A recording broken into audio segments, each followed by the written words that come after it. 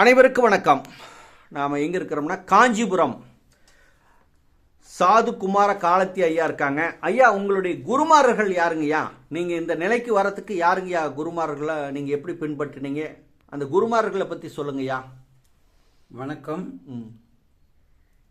நான் இல்லத்திலே இருந்து ஆன்மீகத்துக்கு வந்தவன். இறை தேடல் என்று சொல்வார்கள். அந்த மாதிரி வகையிலே முக்தி அடைய வேண்டும் சொன்னால் ஒரு குருவை அடைந்தால்தான் முக்தி அடைய முடியும் என்று சொல்வார்கள். வாழ்க்கையில் ஒவ்வொருவருக்கும் முன்ஜென்மத்தினுடைய பதிவு இருக்கிறது. அந்த வகையிலே முன்ஜென்மத்தை நான் தவம் செய்தனே என்னவோ இந்த பிறவிலே குருவை தேடும்படியாக ஒரு தூண்டுதல் ஏற்பட்டு நான் குருவை தேடினேன். அப்போது எங்கள் ஊரில் இருக்கக்கூடிய ஒரு வள்ளலார் வழிபாடு மன்றத்தில் இணைந்து வள்ளலாரை மனதை குருவாக ஏற்று வழிபட்டு கொண்டு வந்தேன். அவருடைய நூலில் ஆராய்ந்து மூலிகையெல்லாம் ஆராய்ச்சி செய்து அதை உணவாக சாப்பிடுவது வழக்கம். இப்படி இருக்கிற போது குரு என்பவர் ஒருவர் அடைய வேண்டும் என்று சொல்லி தீவிரமாக ஏற்பட்ட போது என் குருநாதர் எனக்கு கிடைத்தார். பிறந்து வளர்ந்தது பாண்டிச்சேரி. அவர் இந்திய சுதந்திர போராட்டத்திலே கலந்த ஒரு சிப்பாய். அங்கிருந்து அவர் கோல்டன் டெம்பிள் போய் அங்கிருந்து அவர் தமிழ்நாட்டுக்கு. அவருடைய பேர் சொல்லுங்கய்யா. அவருடைய பேர் மகேந்திரன் பேர். அவர் தன்னை பஞ்சாப் சாமி என்று தமிழ்நாட்டுக்கு வந்த உடனே மாற்றி கொண்டு விட்டார். ஆகினாலே இந்த படத்திலே பார்க்கிறீர்களே, அவர் தான் எனக்கு உபதேசம் கொடுத்த குருநாதர். அவர் பேர் அவர் பேர் பஞ்சாப் சாமி என்று தன்னை மாற்றிக்கொண்டார்.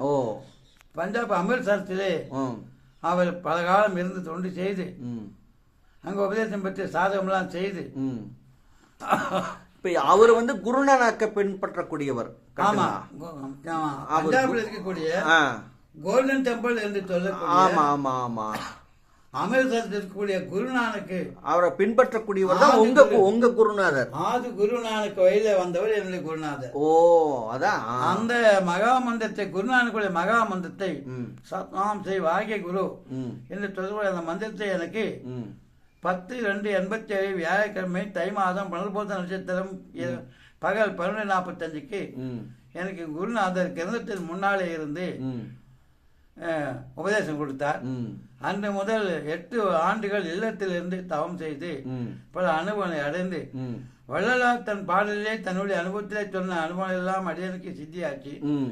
அப்படி இருந்து நான் அதன் பிறகு இல்லத்தை விட்டு வெளியேறி 1995 காஞ்சிபுரம் வந்து சேர்ந்தேன்.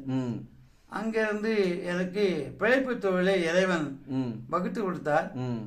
சித்த மருத்துவம், பாரம்பரிய சித்த மருத்துவத்தை கடைபிடித்து அதன் மூலமா வரக்கூடிய சுலப வருவாய் கொண்டு எளிமையான வாழ்க்கையும் எளிமையான உணவும் சாப்பிட்டு ஆன்மீக வளர்ச்சியும் ஞான தேடலையும் நான் உருவாக்கி வாழ்ந்து வந்தேன். இப்போது நிறைய வாழ்க்கையிலே பல அனுபவங்களை அடைந்துள்ளோம். இறையருள் இருந்தால்தான் மனிதனுக்கு இதெல்லாம் கிடைக்கும். அவனவர்களாலே அவன் தாழ் வணங்கி என்று சொல்வார்கள்.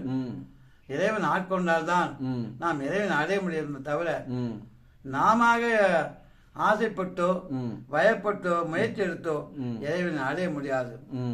ஆகவே அவனருள் உண்டே உலலாம் அவனே தானே தன்னருளால் தன்னை காட்டுவான். அதாவது ஆன்மீகங்கிறது நீங்க என்ன